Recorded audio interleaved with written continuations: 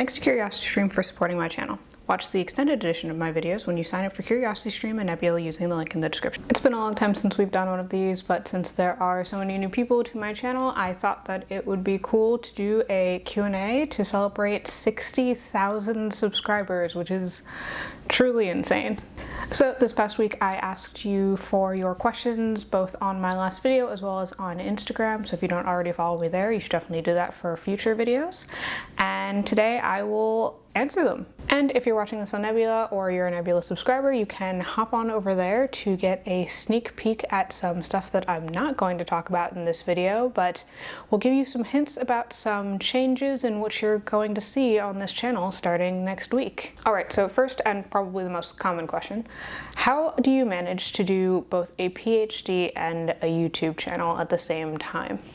And the honest answer is that I started them at the same time. So I started this channel in July of 2018 and I started my PhD that September. And there's never been a time when I haven't done both. So it's kind of forced me to figure out ways to get them both to fit into my schedule. As a general rule, I work 9 to 5 on the PhD side, and so anything that I'm doing outside of that is happening outside of those hours. And YouTube definitely falls into that category, as does starting to write for Forbes, which is something that's going to be ramping up next month, or any other projects that I happen to be working on outside of my PhD. The only thing that can kind of creep into PhD time is speaking. If someone asks me to speak on a panel, it's usually during normal business hours, so that might throw off my schedule a little bit, but in general, I try to make the normal work day just PhD only. Now, luckily for me, a lot of the stuff that I do videos on is stuff that I'm already interested in. It's stuff that I've already done at least a little bit of preliminary research or have a general understanding of, so learning the extra material in the event that I have to doesn't normally take that long. There are cases where that can take a little bit longer, such as if I were to do a month-long quantum series, I would have to prepare for that probably a couple months in advance. But in general, I would say that YouTube takes about 10 to 15 hours out of my week outside of when I'm working on my PhD. Having said that, I am planning on hiring an editor in the near future, so I am hoping that that shaves off time on my end, which will help me both spend more time looking into the science and the tech and all the interesting stuff, which is why I love making these videos, and less time doing things like editing, which I just don't particularly enjoy. Next question, how do you stay on top of the research in your field? I would say there's 4 main ways that I do this, and they are Twitter, a website called Meta, archived newsletters, and people that I know.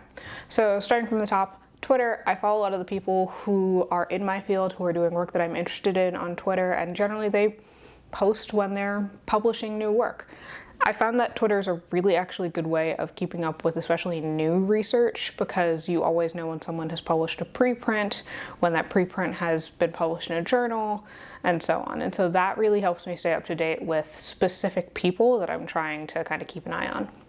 In terms of Meta, Meta is a website, I believe it's run by the Chan Zuckerberg Institute, and it's essentially a platform that lets you create feeds based on different interests. So you can create a feed around whatever authors or subfields or journals you're interested in following, and every day or every week, depending on your settings, it will send you basically a digest of what has recently been published based on whatever settings you put on your feed.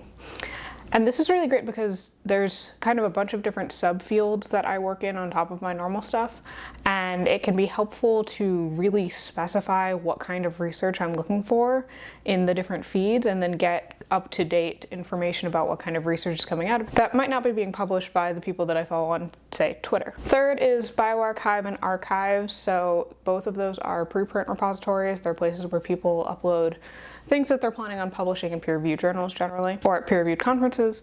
And for bioRxiv, I would say that getting the daily digest is manageable. The number of papers that come in are enough where I can kind of scan through the titles and get a sense of whether or not there's something that I want to dig into. I wouldn't necessarily recommend doing that with archive, because the number of papers, even if you choose a subfield or a subcategory in archive, the number of papers you're going to get is going to be insane. So, you know, if you can focus in your interest enough, then maybe it will be useful to you. But I actually stopped getting archive digests several months ago because I just couldn't get through them in a morning. And then lastly, my Two labs have Slacks. There's a papers channel and people post papers that are interesting that they think would be interesting to other people in the lab. They send papers, so it's not uncommon for me to find a paper and email it to someone because I think it might be interesting to them, and vice versa. Unfortunately, that's obviously a less successful method for most people who aren't in academia, but it's definitely a great way if you are in academia to find out about papers that you might not know about, especially if they're older papers where things like Twitter, or things like especially arXiv, bioRxiv, things like Meta tend to surface more recent research, and so you wouldn't necessarily find older stuff that might also be interesting to you. Ooh, this is a fun one. How do you react when you see more mainstream media sources cover things like AI and machine learning and either misunderstand or misrepresent these topics?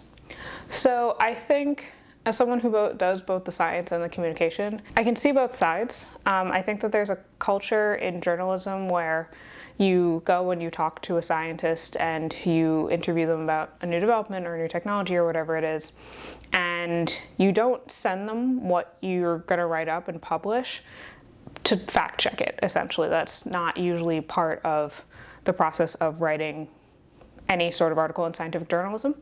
And from the scientist's perspective, it can be a little bit frustrating because then you'll end up with these articles that aren't necessarily correct or might misrepresent your work.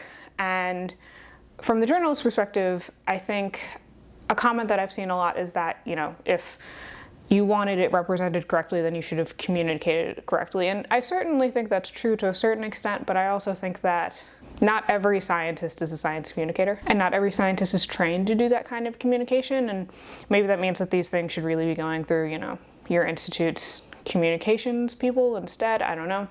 But I think that it's unfortunate when I see that happen, because the average person reading this article isn't talking to the scientist and they don't necessarily see the nuance. And sometimes I also do think that on the science side, like, we're a little bit too harsh. It doesn't always make sense. In fact, that's something that I deal with in my videos all the time.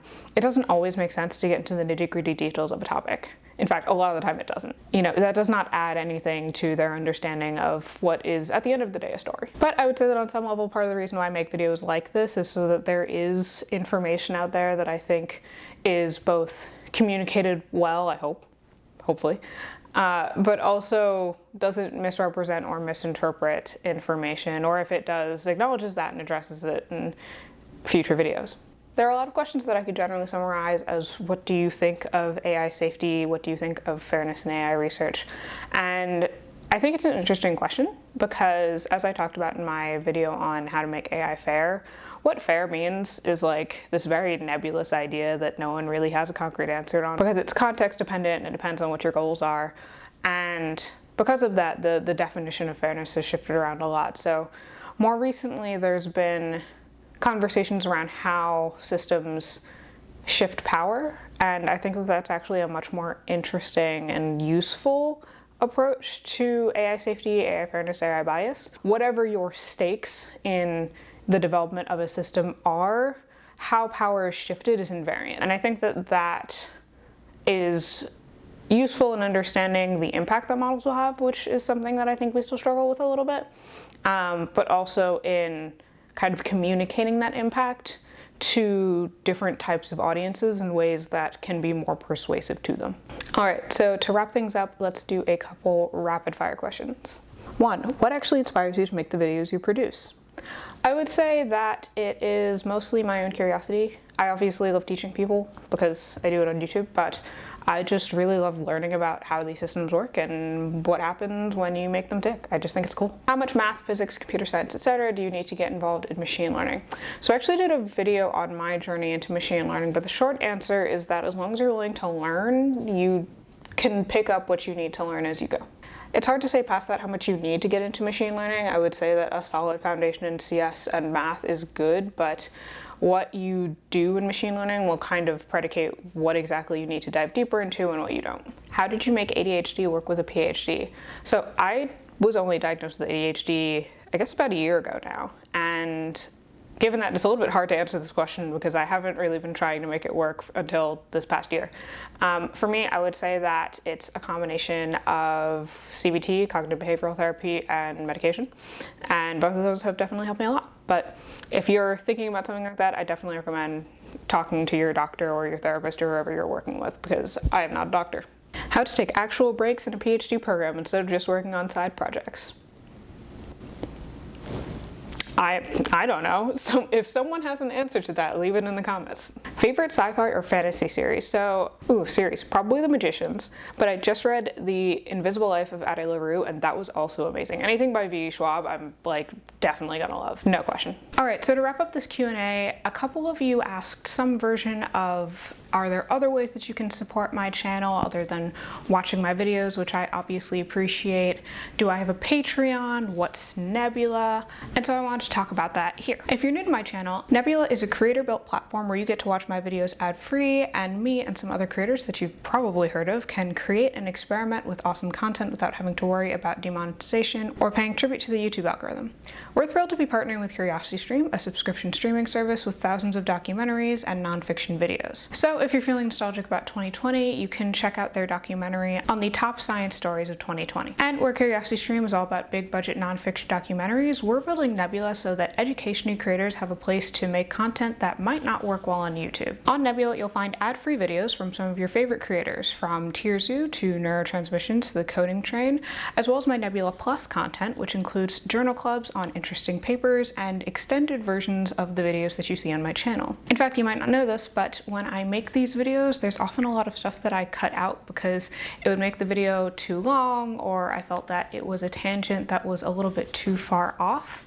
But you can watch all of those behind the scenes moments on Nebula. You'll also find Nebula originals like Tom Scott's Game Show Money and Questionable Advice, where Vanessa Hill from Braincraft tries to help me order less takeout. CuriosityStream loves independent creators and wants to help us grow our platform, so if you click on the link in the description or use my promo code Jordan, you'll get access to CuriosityStream for 26% off their annual plans, with Nebula included for free for as long as you are a CuriosityStream member. That's less than $15 a year. Signing up for CuriosityStream and Nebula is a great way to directly support my channel while getting to watch my videos ad-free, so sign up for CuriosityStream and Nebula at curiositystream.com/Jordan or using the promo code Jordan. Having said all that, I used to have a Patreon. If you look through older videos, you can see that I probably haven't removed links to said Patreon in some of my older stuff. And it's something that I've been thinking about bringing back lately. I would have to think about what the perks would be, but if you have any thoughts on that, then you can leave a comment down below. Otherwise, if you like this video, you can let me know by smashing the like button and subscribing to my channel.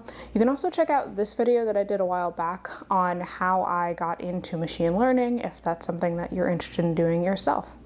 Otherwise, you can follow my PhD life on Twitter and Instagram, and I will see you on Monday. Bye.